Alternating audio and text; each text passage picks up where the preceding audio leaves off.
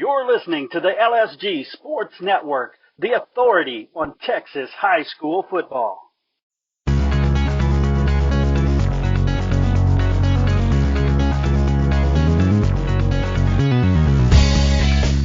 Welcome to the Texas High School Football Coaches Show on Lone Star Gridiron. I'm Chris Daly, and it's my belief that the men that make up the fraternity of Texas high school football coaches are much more than a bunch of thick-necked guys with whistles. They do so much more than teach technique and the X's and O's of football. They take young boys and change them into young men of character. They get kids to believe in themselves, to trust others, and to put others ahead of themselves. Texas high school football coaches are unique in how they impact the lives of these athletes as well as the generations those kids touch.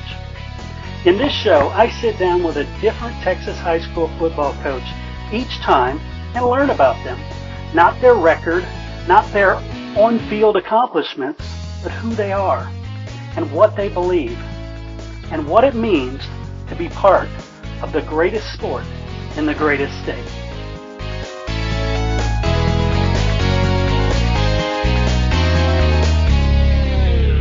Season 7, Episode 5.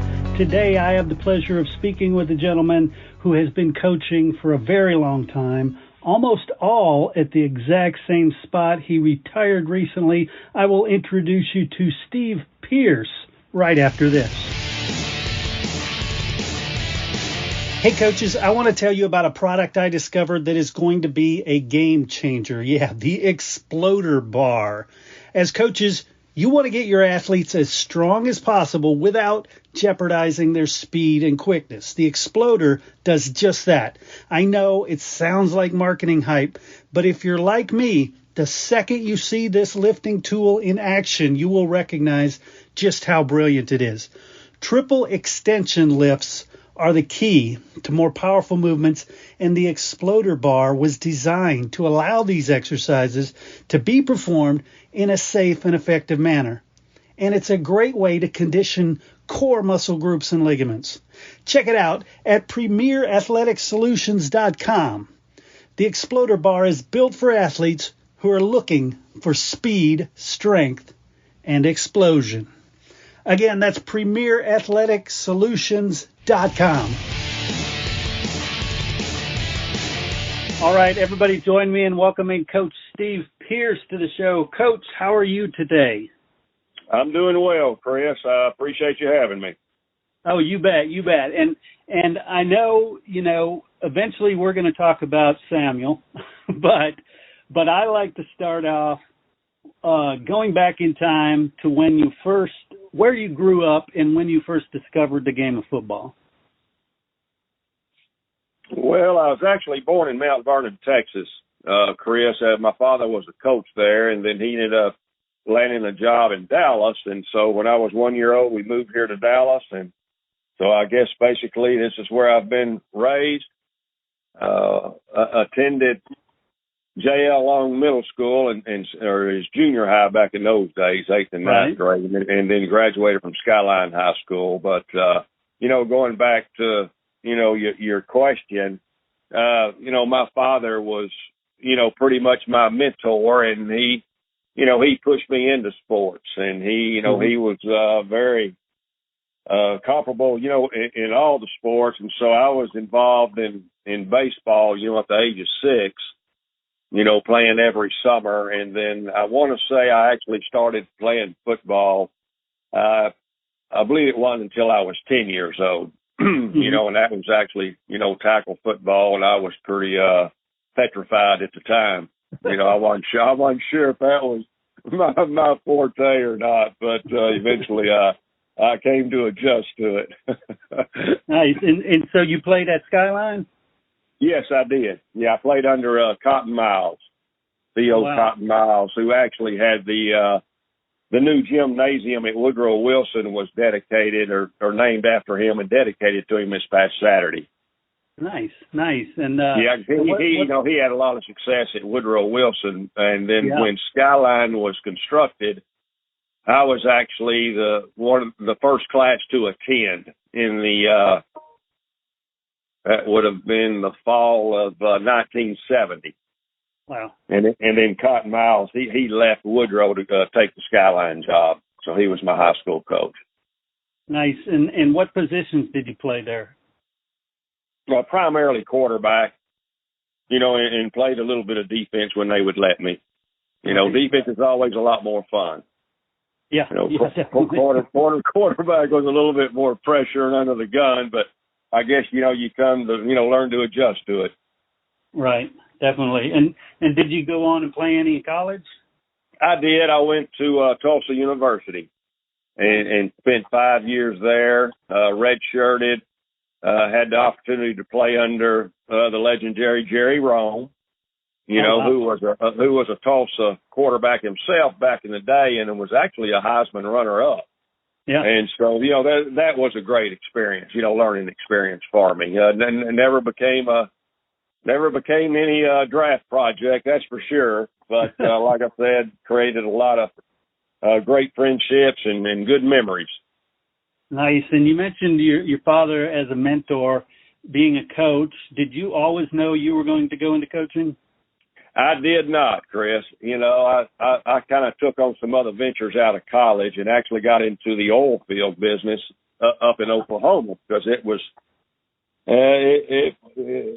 pretty lucrative at that time. That was basically the kind of the late 70s and early 80s and everything. And I was pretty happy with that. But when the bottom fell out, around the mid 80s, I was real fortunate that, my dad had told me, he said, if nothing else, just, go ahead and get your teaching certificate, before you graduate from college. And it was probably the best advice I got. Because like I said, when that happened in Tulsa, I was kind of scrambling. I started doing landscaping work and in various jobs, just getting by. And, fortunately, which, can happen a lot of times, is, it's not so much, what you know, but who you know. And I had a number of contacts down here in Dallas, still stayed in touch with a lot of people and actually had a coach here at Samuel to reach out to me. And I said, I would definitely be interested, in visiting with you, and, came in for an interview, and the next day I was hired, and that's kind of where it started in 1986 as a JV assistant football coach and JV baseball coach. Nice. And what was the biggest shock you discovered as, you didn't know that was what this job was about? The time consumption. Yeah. Especially in the weeks or, actually the summer leading up to football season, I was kind of like, well, wait a minute, we're on summer break. and then I learned that, football coaches don't have a summer break. Right. This is what we do, and you're not going to get compensated for it, but, that this is how we prepare for the season. So, that was kind of a shock. but I learned pretty quick that, if you want to stay in it, well, that's kind of what's expected. Right. And normally at this point in the interview, I ask you to go stop by stop, because so many coaches have so many different jobs in different cities, but I assume yours is not a whole lot of them. No, I can, I can just say, one school, and that's it, Chris. I've been here at Samuel since '86, and wow, and became head coach, athletic coordinator in '97. And I've been real fortunate, Chris. Samuel's been really good to me. Ever I've seen, I guess, probably 10 or 11 administrations come through, wow, as far as principals. And I've always been real fortunate to, to have a good rapport relationship with them. And, I guess I've just kind of stuck around, Chris, because, nobody else will have me. So, one of those deals. Nice. And what was the big discovery you had about sitting in the big chair versus being an assistant? It just broadened the scope a whole lot. And I came to the realization that there's a heck of a lot more to it, than football and X's and O's and drawing up practice plans and, things of that nature. I was always the equipment manager as well when I was an assistant football coach. And, even when I became the offensive coordinator in 91, I just continued to do that, because I enjoyed it. I took a lot of pride in it, and keeping up, with all the game attire and things of that nature. But when I became coordinator, I realized that, you have to broaden your scope because, now you have the interests and the concerns of a whole lot more people, in other sports and other student athletes. It's not just about football. And that was probably the biggest challenge, is making that adjustment and taking on that added responsibility and, and making sure you're being a servant, athletic coordinator, to your entire staff. And, I've been very fortunate, when Dallas ISD hired assistant athletic coordinators, and I'm not real sure the year on that, Chris, but it was somewhere in the, mid 2000s. And that made a huge difference because I have probably one of the best in the district in Sherry DeLeon. And, she's been with me through thick and thin. And basically, we were able to work our responsibilities out to where when it was during football season, she basically took over and oversaw the cross country, the tennis, the volleyball, and any other aspects, that would come up. And that would really free me up to focus on football. And then I would kind of get back to, taking care of admin responsibilities when football season was over. Got it. And talk about to have the kind of longevity you've had there, you had to have some great support staff. Talk about the importance of hiring good people. Yeah, that's critical, Chris. I mean, that's what's going to make you, and as well as me, really any business or venture that you're involved in, the key to your success is going to be your support staff, and the people you got running along right beside you.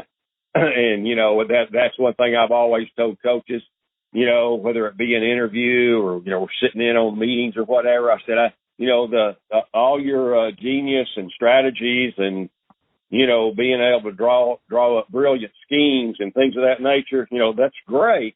But that's not what's key for me. The key for me is the loyalty factor, knowing that, you're going to have my back, in tough times. Because, in the coaching field, all coaches know that. You're going to have some down times and you're going to have some serious conversations and some heated discussions, in Saturday or Sunday morning coaches meetings in the office. But, one of my cardinal rules, was always that, what goes on in here stays in here. And, and we all have to, we can argue and we can agree to disagree, but, when we leave the door, we're all one team. And that's always been real important to me. I've been fortunate. I've had some great people, to work with me and they, bought in to that philosophy. And I think it makes a big difference too, not just when you're dealing with administration or your teaching staff, but, the kids pick up on that. It's like I tell your athletes are going to know. They're going to know if we're bickering or we're disagreeing or whatnot. And, of course, I can name, tons of instances where that's happened, even out on the field, but we make sure that we rectify it. And, just in dealing with parents and the community as a whole, you got to make sure your staff is on the same page. Nice. And how, speaking of administration, you mentioned you've gone through, worked with several different administrations. How is it that you were so lucky to have administrations that believed in you one after another like that? Well, I guess one big thing I always made sure I did, Chris, was that, especially in down years, and believe me, we've had our share of them, is just, make sure you're doing the little things, that you're helping out where you can, that, that's what administration is going to see in your building. They're going to see if you're out in the hallways. If you're walking the halls, you're checking up on grades on kids. You're helping move the general student population to class. And I've always had cafeteria duty. Mm-hmm. And there's been many years where, I've pretty much had to go it alone. And, and sometimes the cafeteria can get kind of interesting, when you get, 500, 600, 700 kids in there at a time. And, you may have a disagreement or two. And so, I've had my share of those battles, but I think when the admin knows that they can count on you day in and day out, to do some of those little things, mm-hmm. and that if you're getting along with the rest of the staff and you're not creating any problems for them, you see, right. Whereas especially where it relates, say, to the conduct of your student athletes or parental issues, which can sometimes, rise. And, as long as you can squash those things and keep that out of the front office, well, then, usually you can have that down year and still be around the following year. Right on. And at the end of the day, the most important thing that coaches do is related to kids. Talk about how your role as it relates to developing these young kids. Well, we want to see them be successful, Chris, and, the W's are great, but, I always tell, my fellow coaches that, that's not the bottom line. I mean, what kind of character traits, are we instilling, in these young people? Are we helping them to grow, emotionally and, socially, to where, when the playing days are over, high school's over, are they going to be able to be a, responsible, productive citizen, in their community? And, that's the bottom line. And I've had my share of these instances. I've always told coaches, it's sometimes, some tough, hard love is necessary. And right. when I berate a young man or a young lady, out on the field or on the court over some situation or their practice, work ethic and things of that nature, or if I embarrass them, which I've done before, and called them out, on the sideline at a game, I always make sure before they leave the locker room that night that we have a conversation. Right. But, you put your arm around them and, you let them know that you care and you love them. And this is the reason that occurred, and I think that's what it's all about. Right. And coaching as long as you have, you've seen kids that are now fully grown, have families, have careers. Talk about some of those relationships that stand out that you've developed with them. Hey, I want to talk about one of our sponsors, Ready Sports Drink. Football star Aaron Donald always brings something extra to his all-pro performances. Ready Sports Drink. It's science in a bottle. Ready Sports Drink features premium hydration with 3 dominant electrolytes, not just 1 or 2. Ready Sports Drink. Complete hydration with extra energy from super fruits and B vitamins. All this with 0 added sugar and great tasting flavors. Ready Sports Drink, the future of sports drinks. And Aaron Donald's hydration edge every time he sets foot on the field. Ready Sports Drink, now on sale at your local Dollar Tree. Talk about some of those relationships that stand out that you've developed with them. They're just so numerous, Chris. Gosh, I could go on and on and on. And, I'll just give you two examples, from one extreme to the other. Obviously one of the top character and probably one of the more athletic athletes and coachable players I've ever been around is David Overstreet. Yep. Jr. David, was a quarterback here of 99, 2000, and then in 01. And, we ended up going to the University of Missouri and having a great deal of success, and, bounced around a couple of NFL camps. And then finally, he's landing an NFL coaching job. He's currently the secondary coach with the Chicago Bears, and he's actually going to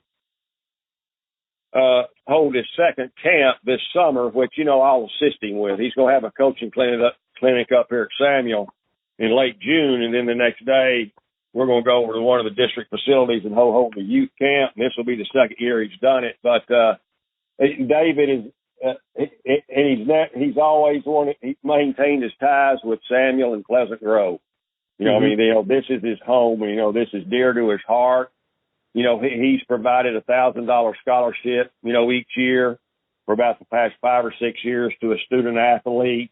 And he's come and taught to our athletes in general, a number of times, just, right. When he could find time. Because, he's pretty much been he was in Indianapolis for a while and then Chicago. And then, so I'll move on off of Overstreet and then I can go to the other extreme, Chris, the thing that makes it so gratifying and rewarding and knowing that, maybe you did something right is when you have those guys come back and say, Coach, I really appreciate what you did. And, it's funny how some of them can recall just the little minuscule thing that you said on that one particular day. Yep. And that's why I tell coaches, I said, you never know. You never know which one of your words they're going to take with them. And then I'll have the ones come back and say, Coach, I wish I'd have listened a little bit better because things didn't work out quite so well for them. And probably one of my toughest times, Chris, was, and this was a number of years back when I'd stopped at a corner store to go in and get something, and there's no fellow over there down there around the corner of it. And then, and I could tell, he was just, he was kind of trying to come across a buck or two, probably trying to get him a bite to eat. Who knows? I don't want, no, it's not my business to get into all that and make judgments, but he's one of my former players. And the thing about it is he was, he was really down on his luck, but was he ever a football player. He gave me headaches all week long with teachers and in the hallway. It was always a constant, but the one thing I knew about old Bill is that when Friday night came, shoot, you didn't have to worry about giving him a pep talk. He was going to go ball. And, it's those cases there, that, you look back and you say, well, you can't save everybody, Chris. Right. You do your best. You hope you can touch the majority of them. And he and I sat down and we had a wonderful conversation. And I gave him enough change to, help him get by for a good while. And I told him, I said, I don't care what you spend it on. Mm-hmm. I said, I just want to see, I want you to just think about it and hopefully it can kind of make a turn for you. So, like I said, that's the two extremes. Right. And fortunately you deal with the positives more than that kind of situation. Right on. Yeah. Wow. And you talked about telling the coaches you never know what they pick up. That relationship with the coaches, talk about that and how they become family as well. Yeah, I guess, when you work with someone for so many hours, Chris, they basically become, your family away from home. And, I always tell coaches, make sure you have an understanding partner first, before you decide to get into the business. Because I've seen many of them that, after a year or so or 2 years, they just can't do it. The wife is not going to allow that to happen, and how much time you're going to be away from your kids. And I experienced that too. I was able to coach my sons, in summer ball and, youth basketball and stuff, but I missed so much of their football. Even when they were in high school, where they were playing, Friday nights, and I was coaching Friday nights. And, that's probably one of my biggest regrets, about the coaching profession is that, you're going to miss some parts of your kids growing up. And that's hard, on a lot of people, understandably, as a parent. And so, coaches have to understand that it's going to be very time consuming, especially during football season. No doubt. And you and I both know and love this game. Most of the people listening love this game. But if you could talk about some of the threats that are facing football. Yeah, gosh, Chris, you really kind of open up a can of worms. That's, there's so many areas we could go into with that. I had always been a proponent of, and I guess maybe, heck, I should have tried to get me a job at a 2A or a 3A school, a one pony town. Yeah. Where it's the only show in town. And where you develop that community pride and community cohesion, to me, that's always so special. Right. During playoff time, I'll always go catch me one of those 2A, 3A games that are around the neighborhood, simply because the atmosphere in the stadium. I mean, you can just tell the passion, those people have for it. Not that 4A, 5A, and 6A don't either, but, right. I just, I had always, been a big proponent of, you go to school at your neighborhood school. Yeah. Wherever I'm aligned, that's where I attend school. And if I'm not proud of what it's doing or whatever, then I change that. And I get it today. It's what's best for me, what's best for my child. What's the best education? We need to have free choice, open enrollment. And, okay, I get all that. But to me, you've just kind of lost that community cohesion, the neighborhood pride type thing, just like with the NIL, seeping into high school, which, it won't be long. It'll right. be everywhere. And basically it's just, it's a free for all. Like some of the college coaches have been saying, it's the Wild West. Yep. I go wherever I want to, and then it's going to allow the powers that be to continue to dominate. And it's going to cause some of the lesser bees, and I'll even put Samuel in there, that are going to be affected, that are going right. to be hurt, because your top tier athletes, they're going to be drawn to where somebody's telling them, hey, we've got alumni, we have NIL, available, and it just kind of goes against my grain, so I don't know. Where'd you grow up, Chris? I'm sorry to get off. I grew up in South Texas. I played at tiny 2A Vanderbilt Industrial, and so I'm with you on that community feel. Okay. Well, I envy you. I really do.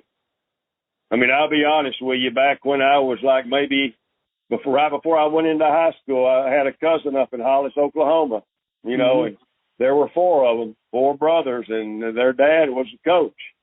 And they tried to get me to come up there and live, and play. And I seriously considered it, just because I'd been to some of their games, and it looked a lot more fun.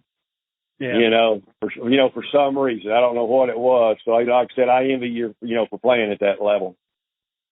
I mean, don't get me wrong. I had a great time at Skyline. It was big back in those days, and playing Odessa Permian for the semifinals and all right. this and that, back in their heyday. So, that was big time football.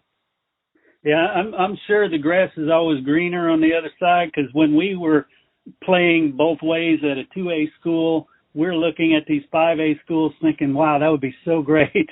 Yeah. But you're right. In retrospect, I think we had it pretty good. Yeah, you did. No doubt. Definitely. So retiring, but I assume you're not stopping. What plans do you have now? I'm not real sure, Chris.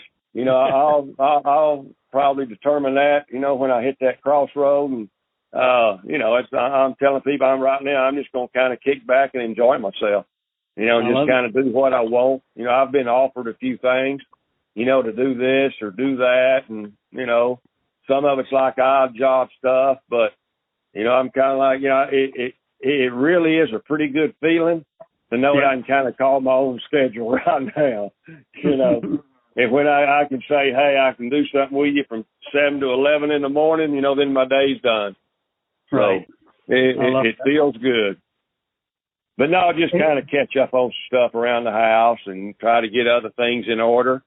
You know, being 68, you know, you come to the realization, you know, you kind of feel your body and say, okay, I mean, you know, have you got all this stuff, all your ducks in a row, you know, for you, you know, for whoever, you know, is after you and so on and so forth.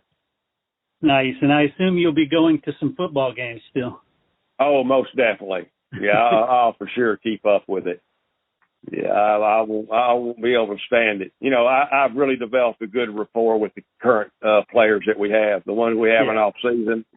And when I told them, you know, a few weeks back, well, you know, obviously, you know, it got kind of emotional, you know, for all of us. And, you know, when you're around some kids, and, you know, a lot of these are just freshmen. But, you know, they're going to be the future, you know. So I told them, oh, y'all can count on seeing me out there at the ball games. I love it. Well, Coach Steve Pierce, Scott, so I want to thank you so much for this conversation and sharing some of your story. Well, I appreciate you, Chris, you know, and what y'all do, you know, for high school football. And y'all pretty much are the backbone of it, you know, and hopefully you can keep it up. I can tell you it's always good to hear or see a positive spin on things. You bet. Thank you. Did you play Texas high school football? If you did, you're part of an elite group, the Brotherhood of Texas High School Football. All football players, past and present, who have ever suited up in the Lone Star State are eligible. Go to LoneStarGridiron.com/brotherhood. And thank you for the part you played in the greatest sport in the greatest state. Until next time, I'm Chris Daly, and we'll see you at the game. Hey, if you're involved in your team's fundraising, get this. I was recently introduced to Success Fund, and I was blown away by what it can do. If you're not already using Success Fund to manage your fundraising, you'll really want to check this out. SuccessFund.com. That's Success, FUND.com. It's not a specific fundraiser, no. Now, Success Fund is a platform with free tools that makes it easy to run whatever fundraiser you're already planning. Sponsorships, donations, camps, clinics, whatever it is. Success Fund makes it 10 times easier. Plus, schools use it to accept Venmo, which is otherwise not an option. Because so many thousands of fundraisers have been through their system, these guys know what works and what doesn't. And they just put out a free high school football fundraising guide. Yeah, you can go and download the guide for free at successfund.com/football. It takes 2 seconds to grab it. Again, you want to be sure to check these guys out. But at the very least, go grab this free football fundraising guide at successfund.com/football.